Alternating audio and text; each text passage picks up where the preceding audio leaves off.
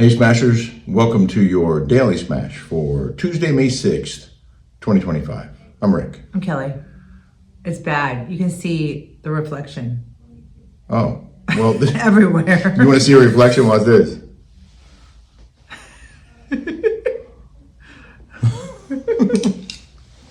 We're in my makeshift office in Newsmax headquarters in Boca.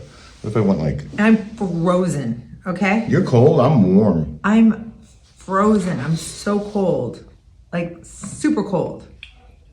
Well, I'm sorry. You have a nice sweatshirt that you got at Target. No, I got it at Walmart. Walmart yesterday in Doral when we went to see Patrick and Pole.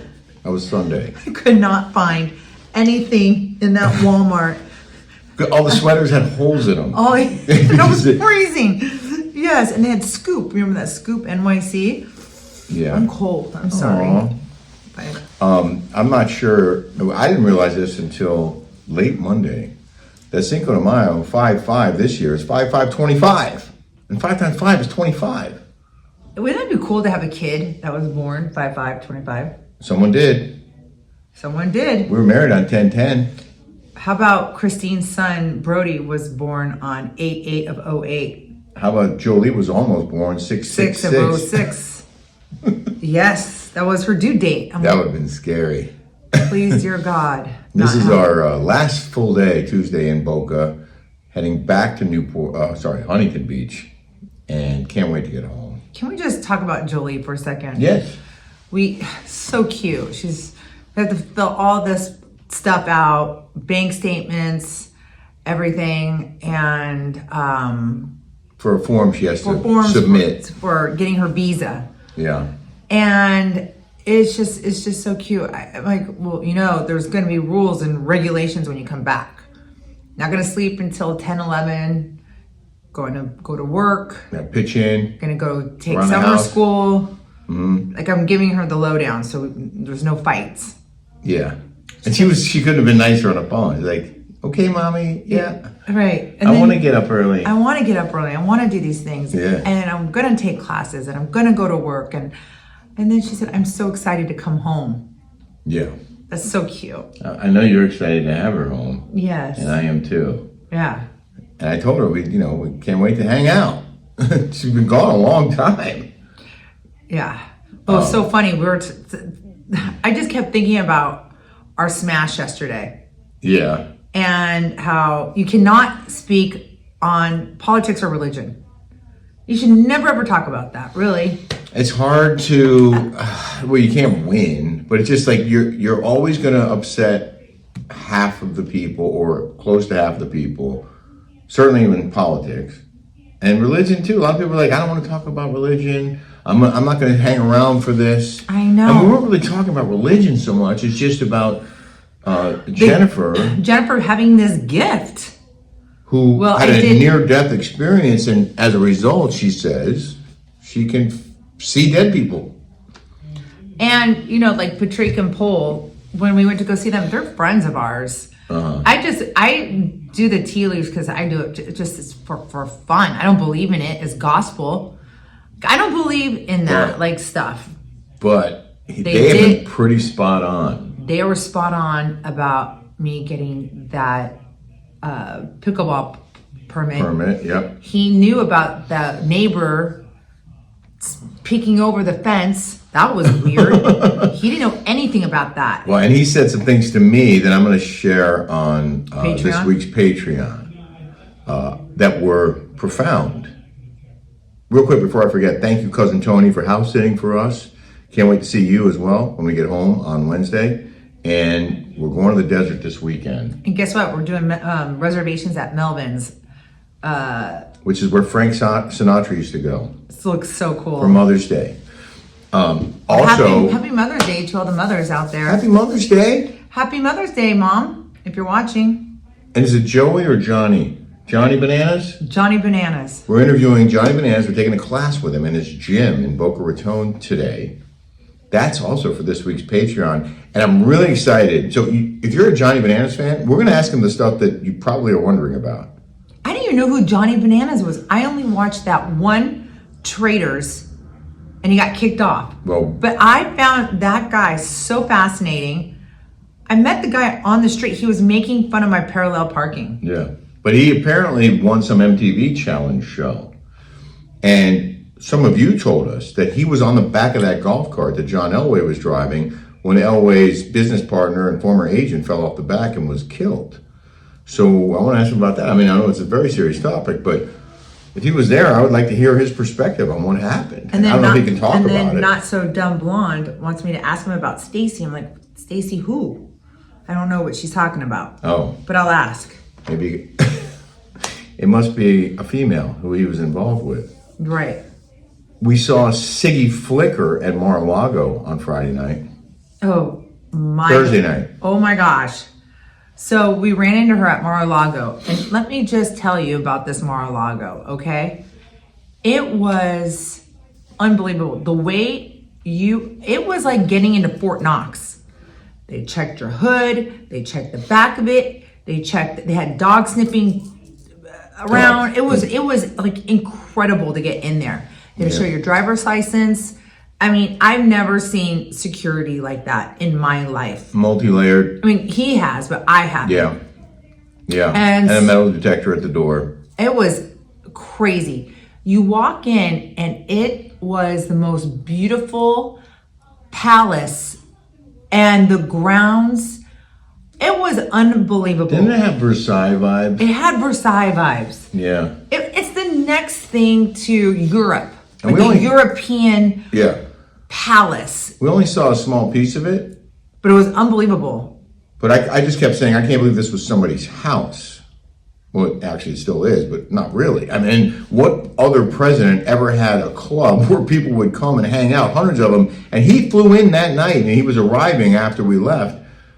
But imagine that, like there's hundreds of people in your house or on your property and you're staying there and they're there, members, guests of members.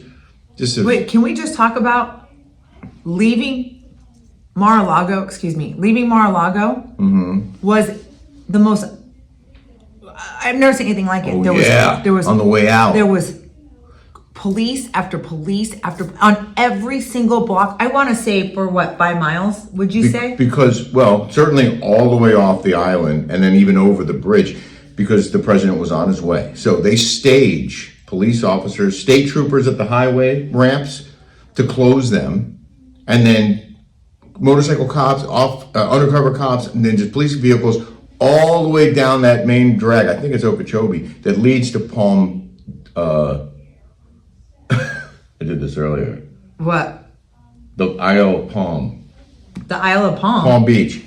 Oh yeah, we were like, were we having dinner tonight? Like, because it's Palm Springs. No, it's not Palm Springs. It's not Palm Desert. It's not like West Palm. It's Palm Beach. Palm Beach. Dozens and dozens of cops at every corner. You look in a gas station parking lot, the 7-Eleven, just random on the sidewalk, just all the way to the highway. Oh, I couldn't believe that. I mean, Like, I've never seen whoa. anything like it Yeah, in that my was life. pretty It was cool. actually a really cool experience. I enjoyed it, so thank you. Another cool experience was being on the yacht with Dan and Rachel on Saturday. What a beautiful day. Beautiful. Not really a yacht. It was more like a speedboat. It was awesome. Yeah, and we have footage of that we'll share on our Rick and Kelly show on Patreon, including Dan's dramatic dive off the boat and Dan rescuing Rachel Uchitel's daughter and her friend who had drifted off in the current. Oh, it was so scary. It's like you have to teach your kids. If they're in the... Jolie was in junior lifeguards. She knows how to get out of a rip current, out of a rip tide.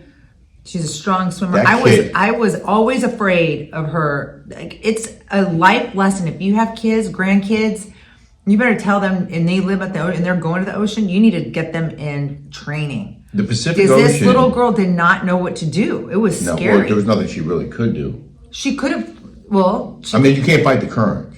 She didn't. You have to swim to shore or swim out of it. But then you start to panic. Yeah. Panic sets in, and that's what gets you.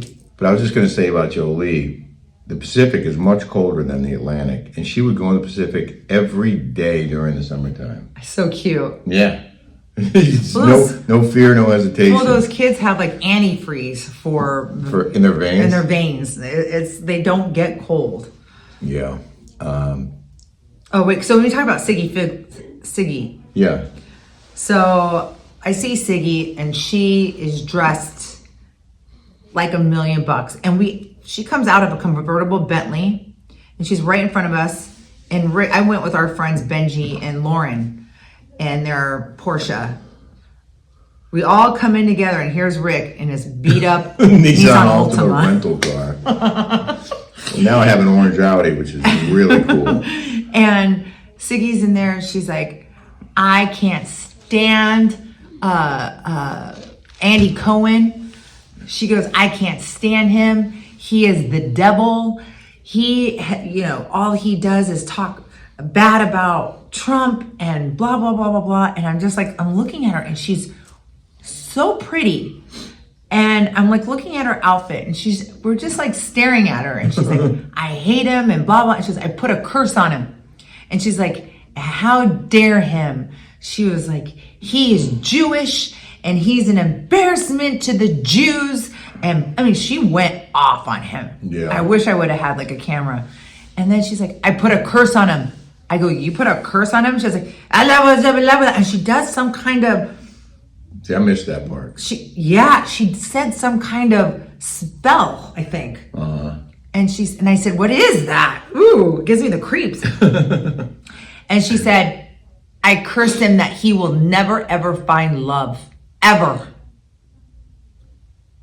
I was like, wow. Well, the guy's 50 years old and he hasn't found love. And you think he's going to find love now? I mean, I don't know. I don't know either.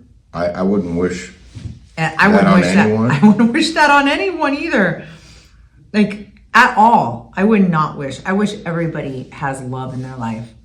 Me too. And I hope you can have love as great as And I always heard when you do curses on people, that it comes back to you like tenfold. Like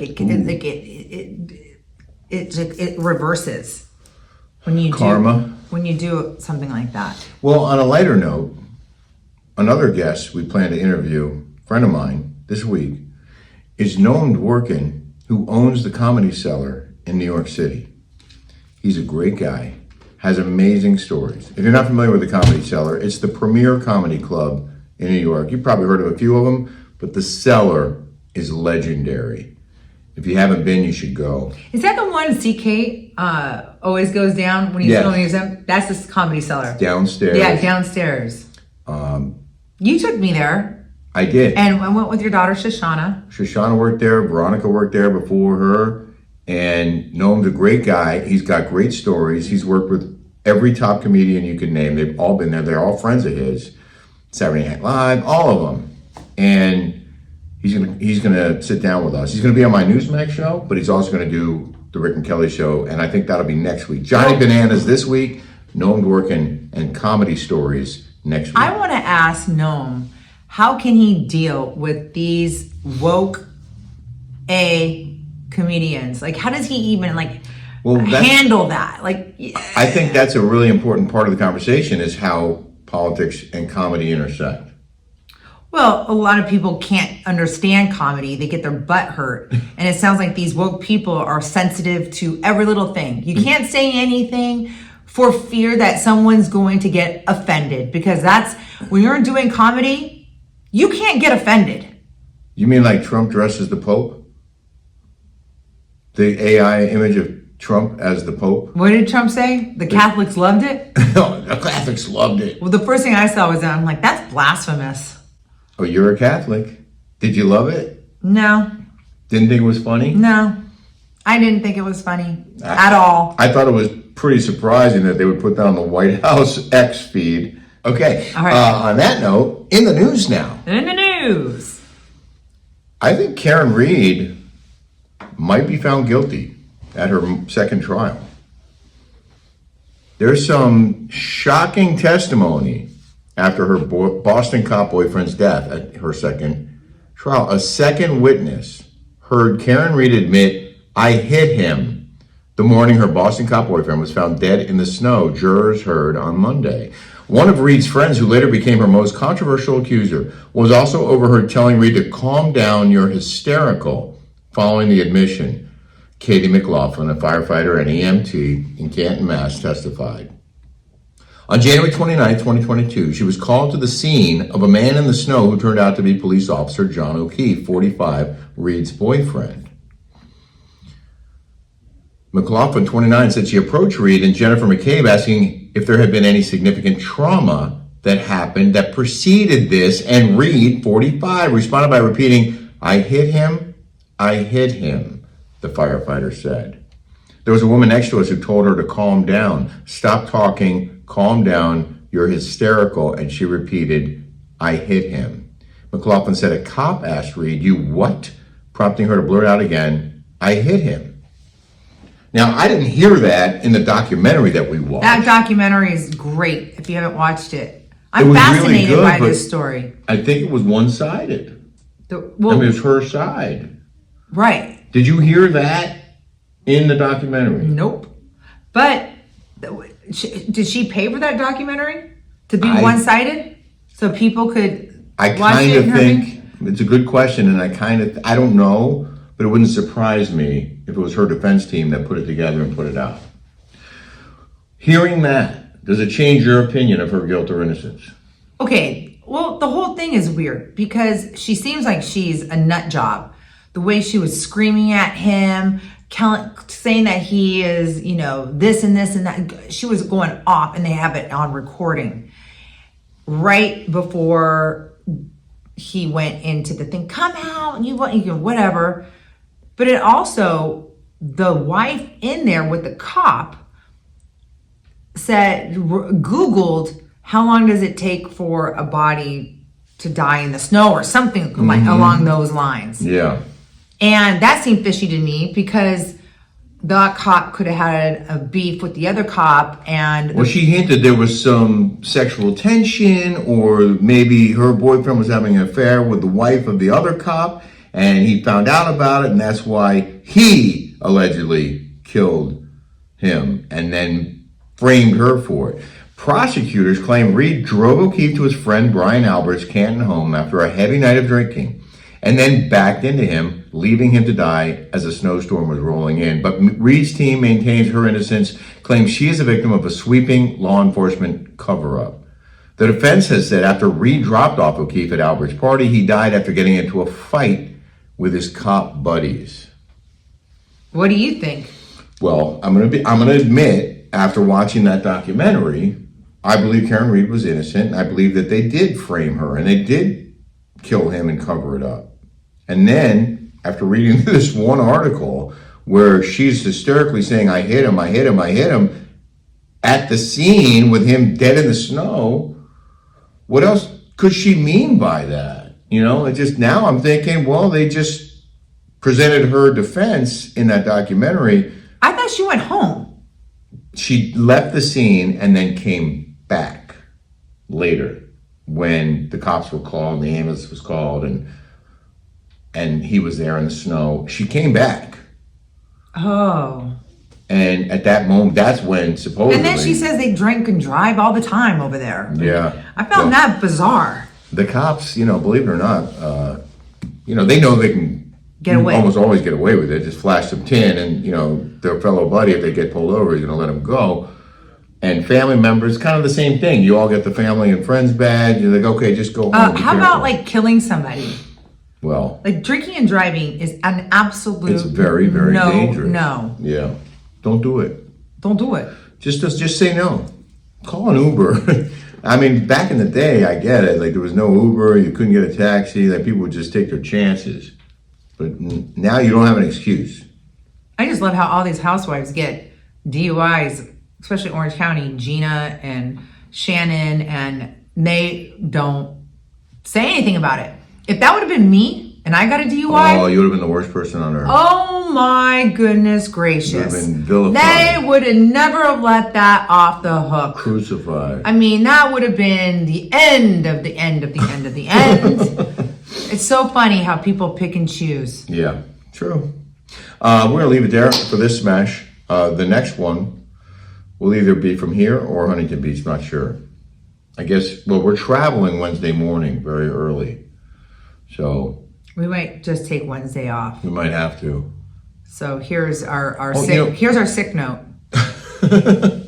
We're calling it sick right now. We're calling sick right now. I wish we could do a smash from the plane. I wish we could go live from the plane on the way home. That'd be cool. I don't think it has the buffering. We couldn't even load up our Patreon.